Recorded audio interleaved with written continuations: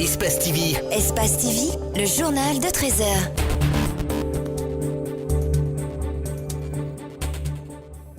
Bonsoir à tous et bienvenue dans cette édition d'information. Les professionnels de la pharmacie et de médicaments se sont réunis ce week-end pour faire l'état des lieux de la profession et des actions menées pour l'accès aux soins de qualité à la population. Ils en ont profité également pour débattre de la nouvelle loi pharmaceutique promulguée par le chef de l'État.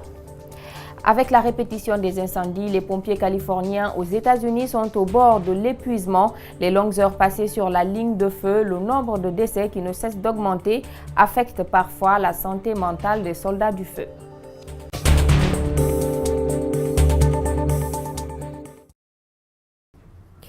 Encore une fois, bonsoir et bienvenue dans ce journal. Les professionnels de la pharmacie et de médicaments étaient en conclave ce week-end à Conakry. Objectif, faire l'état des lieux de la profession et des actions menées pour l'accès aux soins de qualité à la population. L'occasion a été aussi mise à profit pour débattre de la nouvelle législation pharmaceutique qui vient d'être promulguée par le chef de l'État. Reportage Mamadou Boy Diallo, Ibrahima Sori 5 Souma.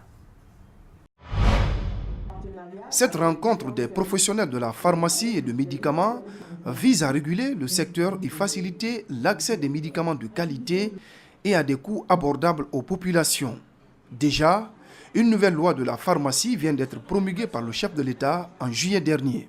Elle permettra de mettre de l'ordre dans le secteur. Tous ceux qui travaillent selon la loi pharmaceutique, selon l'ancienne loi pharmaceutique, doivent se mettre en règle en tenant compte des nouvelles dispositions de la nouvelle loi. Et, je le redis encore, ils ont 1 an pour se mettre en règle. La Guinée est devenue une plaque tournante de trafic de médicaments contrefaits. 15 tonnes viennent d'être saisies selon les services de la gendarmerie.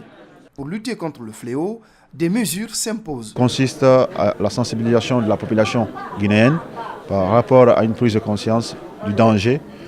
Ensuite, renforcer ici le contrôle de ces médicaments à travers non seulement la réduction du nombre de grossistes, aujourd'hui vraiment qui est immaîtrisable. La présidente de l'Ordre des pharmaciens de Guinée se réjouit de la nouvelle dynamique pour réguler le secteur du médicament en Guinée. Les pharmaciens étaient à la fois heureux de voir que l'ordre était sur le terrain et se préoccupait de faire valoir la loi et faire en sorte que le secteur soit régulé comme il se le doit.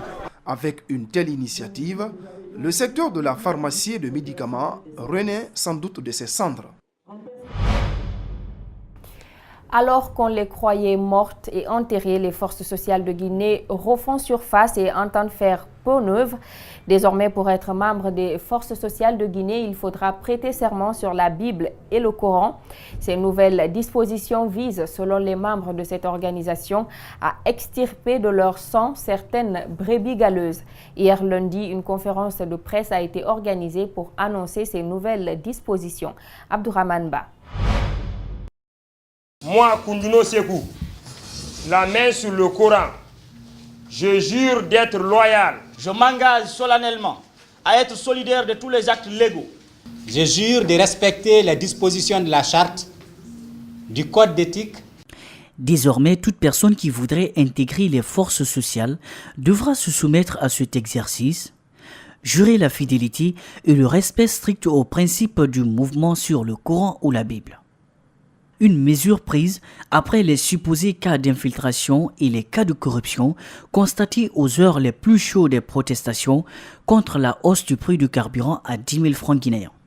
Les principaux leaders des forces sociales de Guinée entendent poursuivre la lutte afin de mériter la confiance placée en eux par les citoyens guinéens. Pendant que certains éléments infiltrés se substituaient aux forces sociales pour nouer des relations avec des entités tierces, d'autres ont prêté flanc à la corruption pour freiner l'élan de la dynamique. Ce moment est révolu, c'est en tout cas ce que prônent ces jeunes leaders de la société civile qui veulent redorer leur image. Ils vont répartir sur de nouvelles bases. Les nouvelles mesures prises pour pérenniser et rendre plus efficaces les actions des forces sociales de Guinée sont la prestation de serment de loyauté par toute personne désireuse d'appartenir aux forces sociales de Guinée, l'adoption d'une charte et d'un code éthique qui régissent le fonctionnement des forces sociales de Guinée. L'élaboration d'un plan d'action de relance de la dynamique. Le prix du carburant n'a toujours pas baissé. Une importante partie du port autonome de Conakry a été cédée à la Turquie. Les forces sociales de Guinée n'ont jusque-là pas réagi. La question désormais c'est, est-ce que les forces sociales version renouveau seront à la hauteur des attentes?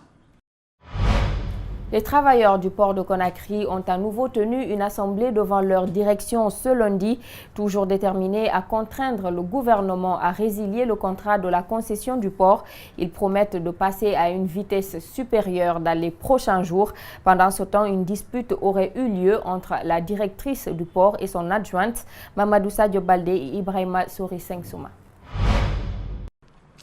Derrière cette image se cache un malaise social. Cette dame pense à son avenir immédiat, la peur de perdre son emploi. Mais quand l'instinct de survie lui revient, elle puise son énergie pour motiver la troupe. Une fois sur les marches et avec les autres, elle entonne une chanson en parabole. Chauffé à bloc, le syndicat dénonce le contrat et informe les travailleurs qu'ils ne sont pas isolés. Je suis membre du conseil d'administration, ça n'a pas été discuté au conseil d'administration. Ça n'a pas été l'objet d'un débat au cabinet ministériel, au conseil interministériel, au conseil des ministres. Et ça n'a pas été soumis sur l'approbation de l'Assemblée nationale. Les députés de l'Assemblée nationale, quelques extraits du contrat qu'ils ont vus là, ils ont dit que ce n'est pas bon pour les travailleurs du port, ce n'est pas bon pour les transporteurs, ce n'est pas bon pour les commerçants, ce n'est pas bon pour les dockers, ce n'est pas bon pour la Guinée. Soutien de l'extérieur, oui, mais ces travailleurs doivent compter sur leur propre détermination pour se faire entendre. Mamadou Mansaré de la CNTG propose. Bloquer le port, empêcher les tankers de garer, empêcher les bateaux de rentrer. Vous allez voir tout de suite si votre sort n'est pas dans votre propre main. Avant de quitter, il annonce une manifestation de rue le 13 septembre. Pendant ce temps, les travailleurs exigent la présence de la directrice pour des explications. Pourtant, selon une indiscrétion, si le contrat de concession du port est lu à l'intention du personnel, certains seront exposés à des crises cardiaques. Elle ne sortira pas de son bureau d'ailleurs et a préféré passer son message. Ce qu'elle a signé, que le contrat suit son cours normal. Là où elle est, que c'est le président de la République qui l'a nommé là-bas. Si le président lui demande de faire quelque chose, c'est ce qu'elle va faire. Vu le refus de la directrice générale du port de répondre à la demande des travailleurs, une chaude dispute aurait éclaté entre Awa Keita et son adjointe Touré Mama Aïsta Haribo à leur bureau, loin de nos caméras.